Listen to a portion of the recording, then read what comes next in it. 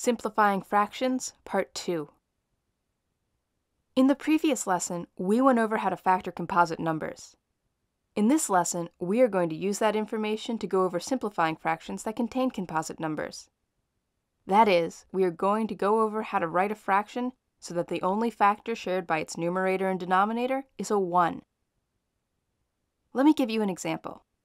The fraction 2/3 is in simplest form because the factors of 2, 1 and 2, and the factors of 3, 1 and 3, only have 1 as a common factor.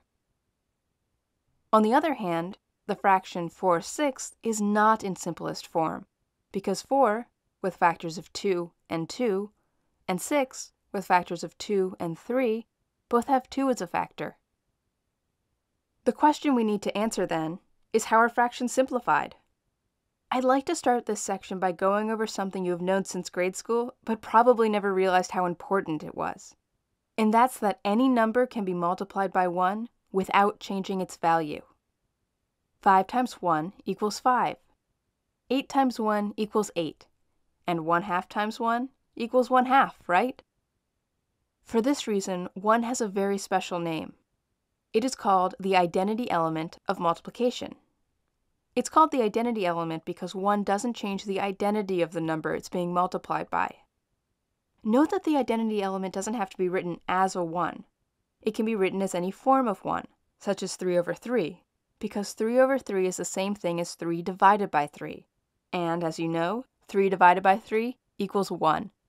This means we can multiply 5 times 1, or 5 times 3/3, or for that matter, 5 times any number over itself, and we will still get 5. I should point out that 0/0 is an exception to this rule, because 0/0 does not equal 1. Let's now see how the identity element can be used to simplify fractions. When simplifying fractions, we need to find what I like to call the hidden ones. A hidden one is nothing more than a form of 1, that is, a fraction with the same numerator and denominator. For example, 3/3 is a hidden 1 because, as we just discussed, 3 divided by 3 equals 1, but it's not written using the number 1. 10/10 is a hidden 1 because it, too, is a form of 1. 10 divided by 10 equals 1. In each of these examples, the 1 is hidden in some other form, hence the term hidden 1. Before we get started, I should point out that we can also refer to simplifying a fraction as reducing it. So, if you were asked to reduce a fraction, the answer would be exactly the same as if you were asked to simplify the fraction. Okay, let's say we were given the task of simplifying 4/6. To reduce 4/6, we start by factoring its numerator and denominator into their prime factors. So let's do that now. 4 has factors of 2 and 2, because 2 times 2 equals 4. And 6 has factors of 2 and 3, because 2 times 3 equals 6.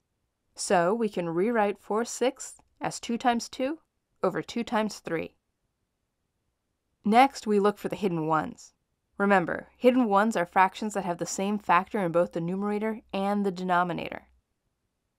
Well, we have a 2 in the numerator and a 2 in the denominator. And what does 2/2 equal? It equals 1, right? So we can rewrite the problem as 1 times 2/3. And because 1 times any number equals that number, we can just write 2/3, which is the simplified form of 4/6. Okay, let's try another problem. How about 14/21? Again, let's factor both numerator and denominator and rewrite the fraction. The factors of 14 are 2 and 7, and the factors of 21 are 3 and 7. So 14/21 can be rewritten as 2 times 7 over 3 times 7. Is there a hidden 1? Yes, we have a factor of 7 in the numerator and a factor of 7 in the denominator. And since 7/7 equals 1, we can rewrite the problem as 2/3 times 1, which equals 2/3.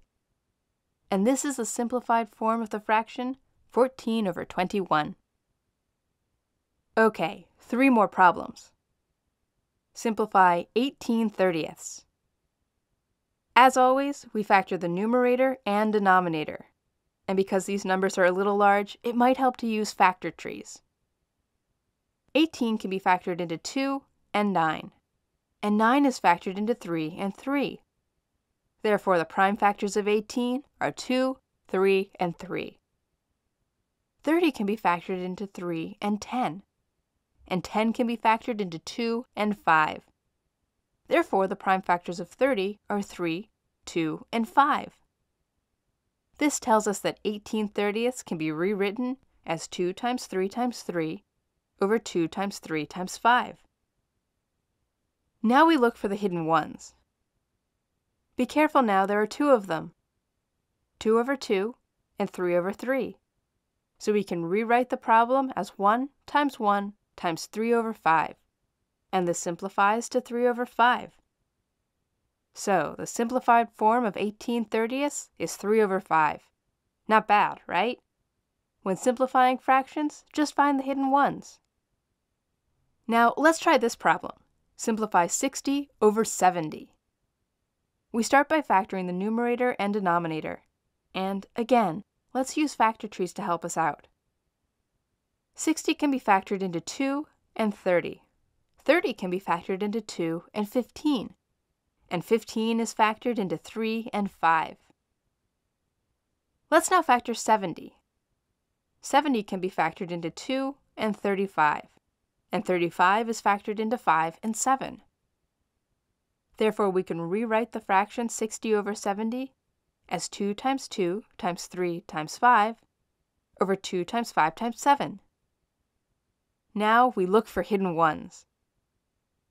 2 over 2 is one of them, and 5 over 5 is another one. Therefore, we are left with 1 times 2 times 3 over 7, or just 2 times 3 over 7, which equals 6 over 7.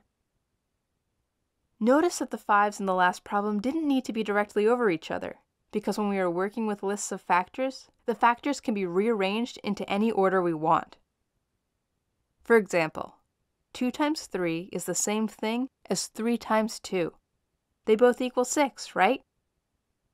Well, we just determined that 60 equals 2 times 3 times 5, but we can also write the factors in any order we want, including the order of 2 times 5 times 2 times 3.